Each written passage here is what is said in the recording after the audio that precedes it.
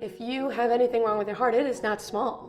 It's your heart, it's your engine, it's what, runs your entire body. At the moment the nurse practitioner told me I had bilateral pulmonary emboli, I didn't want to believe it. My children were in the ER, my mom was there, my sister, and I just kept thinking of all the things that I needed to do. And I heard him say the words stroke. At that point, I just decided to let go. Not too long after I was in the ER, a doctor came in and told me, "You're having a heart attack." That was a stunning moment for me.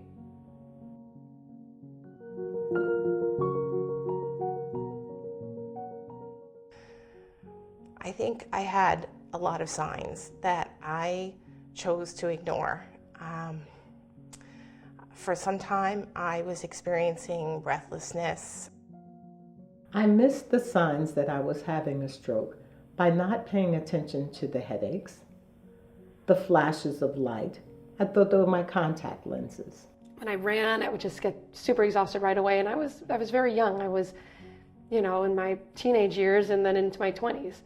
I was always told the same thing. You're too young, you're a woman, it's stress. My doctor finally referred me to a cardiologist who was marvelous. She kept digging until she found the root of the problem. So when she figured out what was wrong with the valve, she said, okay, we're not done yet. Then she found some tiny little holes in my heart that were not obviously supposed to be there. I kept kind of complaining of what felt like indigestion or just some kind of pain in my stomach and my chest, and my sister had wanted to call 911.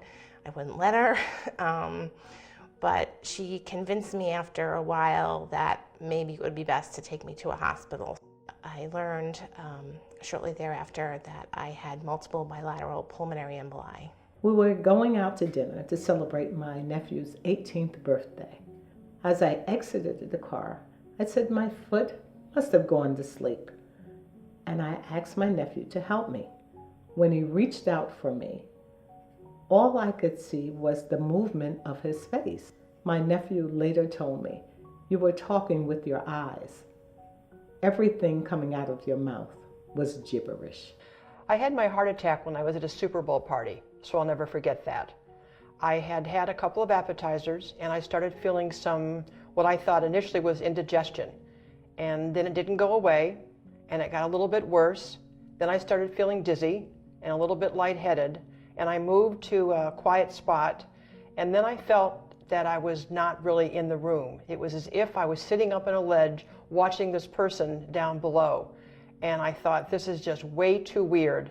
I need to go to the hospital. I didn't pay attention to a major cue that I could have high blood pressure.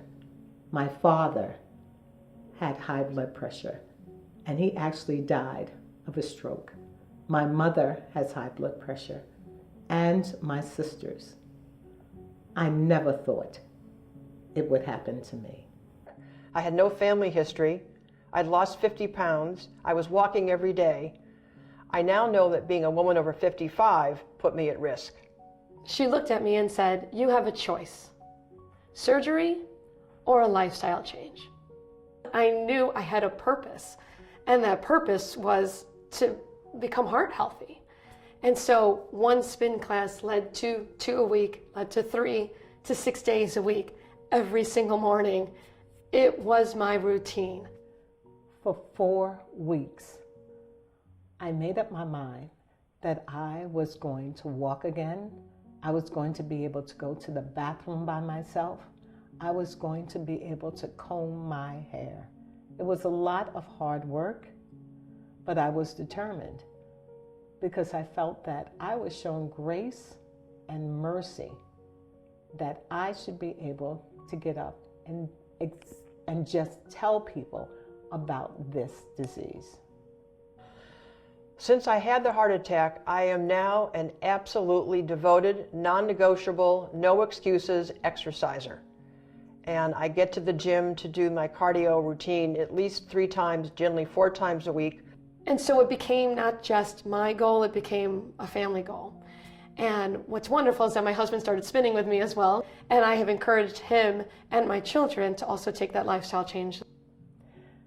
I'd like women to know that you have to take care of yourself just as well as you take care of everyone else. You can't put everyone first, because then you won't be able to do anything for them. I feel that I need to share my story because women need to know that this can happen to them. I really feel that it's so critical to get the word out about women and heart disease. The information that you can receive online costs you absolutely nothing.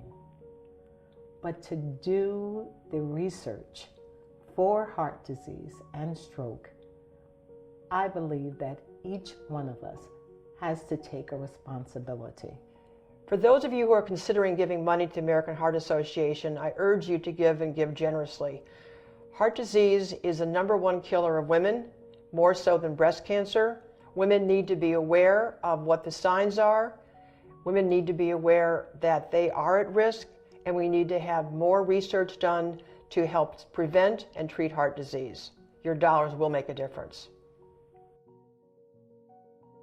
My name is Selena. Patty? Martha. Beverly, and I go red.